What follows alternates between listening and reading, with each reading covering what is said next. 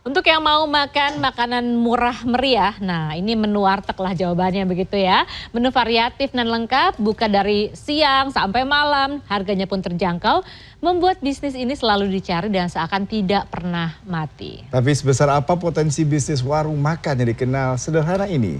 Berikut dalam segmen Demi Cuan.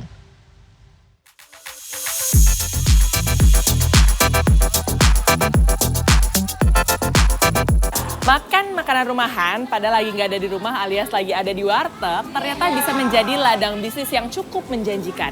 Namun apakah dalam menjalankan bisnis menu rumahan yang sederhana, sesederhana itu? Mari kita ulas dalam segmen Demi Cuan.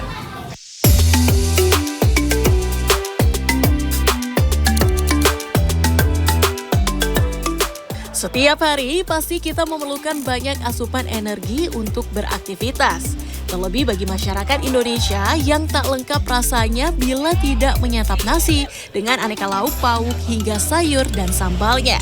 Namun bagi sebagian orang yang aktivitas hariannya cenderung padat dan sulit menyempatkan waktu untuk memasak, maka lebih memilih untuk membeli. Agar lebih hemat namun rasanya tetap nikmat, menu rumahan di warteg jadi andalan banyak orang. Biasanya pesen nasi, kentang musofa sama telur dadar, kadang sama rawon juga, sama es manis. Andalan yang biasanya sayur toge, paling kikil lah. Warteg kan agak murah ya, makanannya enak juga.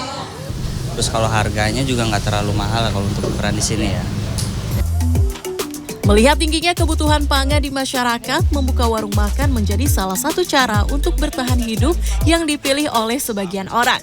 Seperti Ida, sejak 2012 wanita asli Tegal ini memutuskan untuk membuka warteg di kawasan Tendean, Jakarta Selatan. Bermodalkan Rp1 juta, kala itu cukup untuk menyewa lapak dan menyajikan 5 macam menu. Saya di sini memang harus benar-benar punya kreativitas menu ya untuk tidak membuatnya bosen para pelanggan gitu kan. Jadi setiap hari saya memang gonta-ganti makanan gitu. Membuka gerai sederhana dengan menu rumahan sehari-hari ternyata tidak semudah kelihatannya. Bukan hanya harga bahan pokok yang melonjak, biaya sewa listrik, gas juga ikut naik.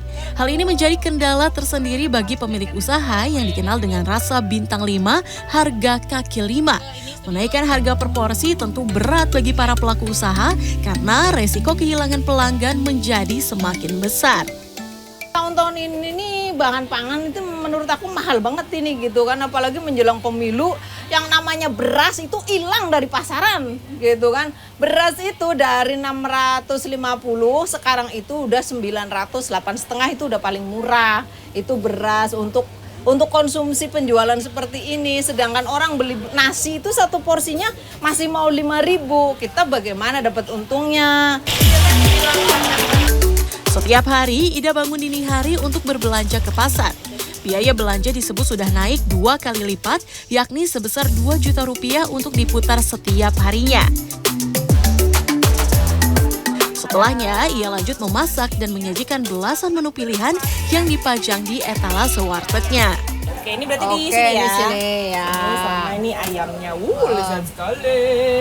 Cak, tapi kalau boleh tanya nih Cak, harganya biasanya per porsi tuh, misalnya aku mau nasi pakai ayam goreng atau ayam bakar, terus pakai salah satu sayur itu berapa sih? 25.000. Itu pernah nggak sih ada yang, Bu, kok mahal amat, nggak boleh apa 15.000 atau 20.000 gitu? Orang pengennya murah ya. Terus biasanya kalau ada yang minta untuk harganya turunin gitu, Bu Ida gimana sih merespon warga yang kayak seperti itu? Saya jawabnya ya kalau di pasarnya murah saya juga pasti jual murah dong. Beruntung, lokasi usaha Ida berada di kawasan Pujasera yang berdekatan dengan sejumlah gedung perkantoran. Sehingga paling tidak dalam setiap harinya, Ida bisa mengantongi omset sebesar Rp1,5 sampai Rp2 juta dari kerja kerasnya.